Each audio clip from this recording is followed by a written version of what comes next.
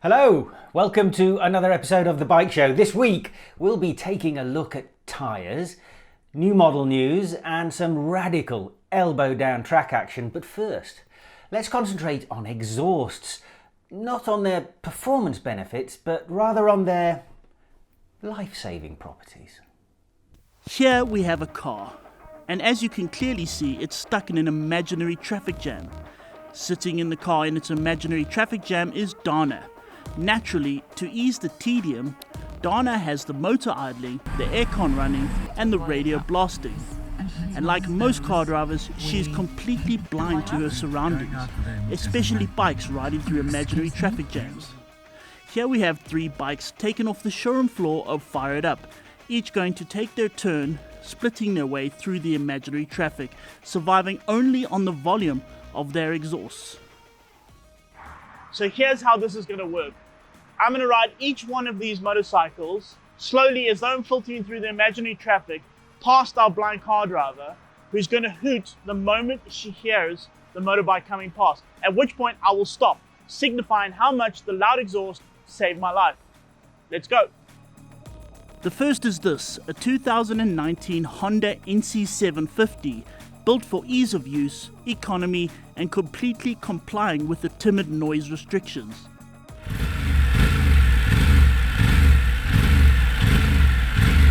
Let's see how it does. And off it sets with its somewhat muted tone. It comes up next to Dana and, it goes straight past. She didn't hear a thing, nothing at all. Next up we have this Fireblade that, although has a standard exhaust, it emits a somewhat raunchier and louder note.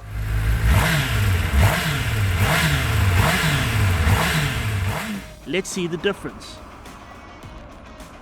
Again, it sets off, definitely louder than the NC, and it comes up to Dana and it goes straight past. Again, she didn't hear a thing. Last up we have this, a Ducati Panigale. In standard trim, they are notoriously loud, but this one has an aftermarket pipe with an end can that has all the muting effectiveness of a quality street tin.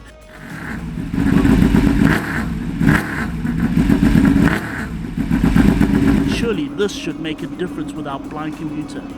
Off it sets, the sound is echoing off the buildings and, she hears it, there's a beep, she hears it, it stops just in time. So there we have it, folks. Loud, obnoxious exhaust.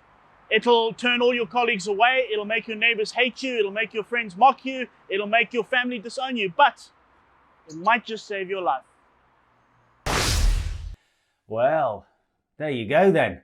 Definitive, incontrovertible evidence that loud pipes save lives.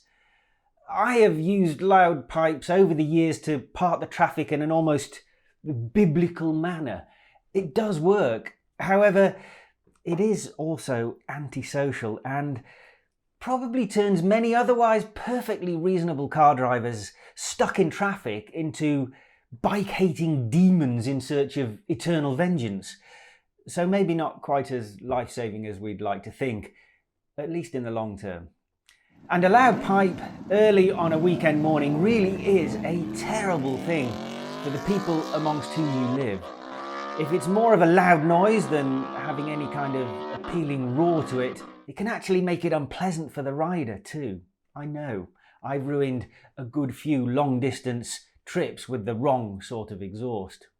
And at the risk of sounding far too sensible for a motorcycling programme, they are disgustingly, obnoxiously and unforgivably offensive in the wrong environment. I was lucky enough to spend a few weeks riding bikes in the Alps last summer with fully road legal exhaust, I'll have you know, but that didn't stop many beautiful walks and general chilling out moments in this stunning mountain range being ruined by loud pipes echoing for miles across picturesque valleys dotted with quaint, sleepy villages as inconsiderate morons hooned about from dawn until dusk. I grew to hate them and their thoughtlessness. It made me embarrassed to ride bikes while I was there. Many parts of Austria and Germany are on the verge of banning motorcycles completely from this part of the world. And although that will be tragic for us, it is also completely understandable. Okay, moaning over. Let me cheer myself up by showing you some gorgeous new metal and plastic from a manufacturer that calls its products motorcycle art. That means it's MV Agusta, and they have just released info about their updated entry-level bikes, which are the very lovely Brutale and Dragster.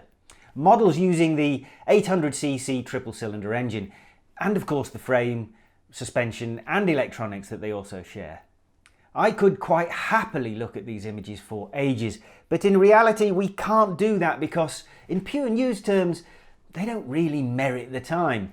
There have been some mild tweaks to the chassis that make it fractionally more stiff, and the minor engine mods have reduced friction losses, apparently. The electronics are a bit more refined, and some work on the triple exhaust has been done to make them look even funkier than ever. Otherwise, we are looking at the same Brutale Rosso as the basic, most affordable 110 horsepower model, with a RR version available with 140 horsepower. There's an SCS version of that with what is basically a recluse type clutch that means you can't stall it. The same goes for the still striking Dragster, which has, believe it or not, been around since 2014. That too comes in Rosso, RR and RR SCS versions. Modest updates, but did they really need any more? Let's move on to having a peek at another impending new model from Italy. This time it's from Aprilia and follows on the back of the launch of the RS660. Unfortunately, that hasn't as yet arrived in South Africa, but reports from our international colleagues who have been lucky enough to ride it all seem to suggest it's really rather good and stuffed with more cutting-edge sporting electronics than we might be used to on a middleweight model. Consequently, it will also be very expensive compared to its middleweight competition. Well, Aprilia has just teased some more details of the impending Tuono 660, which will be a naked or bikini-fared version of the RS. Gotta say, looks fantastic. Will very likely be even more fun than the RS, though not necessarily much cheaper. Looking forward to riding these, and if you're of the same mind, then apparently they should be in South Africa by the back end of March or April, hopefully, as long as COVID doesn't sink the ship or eat the containers. Actually, before I get down to the mad elbow down stuff, just a quick note about a bit of madness that is happening where I am marooned at the very moment, here in France. They've just outlawed filtering. Yep, you can no longer ride your bike between lines of slow-moving traffic or even stationary traffic. That completely negates the benefits of motorcycling as an efficient means of transport. If you use a bike to beat the traffic in the morning on your commute into, say, central Paris, then you now, seemingly, are expected to sit in line behind the cars, getting wet if it rains, sucking up all those fumes, adding to the length of the tailbacks. It's madness, and comes on the back of trials they did in some cities that showed decreased accidents if it's banned. I fully expect buses to be banned next because less cyclists are killed when they're not used. Or will they ban cycling? Or maybe just ban bus passengers and make everyone get in cars? The French have a remarkably robust relationship with their government, which is very large and full of an amount of civil servants that makes even South Africa's bureaucracy look lean and mean. I fully expect civil disobedience, the occasional riot and some sheep entrails deposited on police cars, hopefully. They regularly, and this isn't a joke, burn down the massively complex and expensive new speed cameras in my area because they had the temerity to reduce the country limit from 90 to 80 k's an hour. I don't quite know how they expect to police the many thousands of commuter scooters in the big cities, but it should at least be entertaining. Right, from that shocking bit of anti-biking nonsense to a new world record. And this is a proper new world record, it seems. It didn't previously exist. Guinness rules over the world of world records, so they came up with the parameters for establishing a new elbow dragging one, and Josh Herring, AMA superbike racer and all-round good guy, put himself to the test.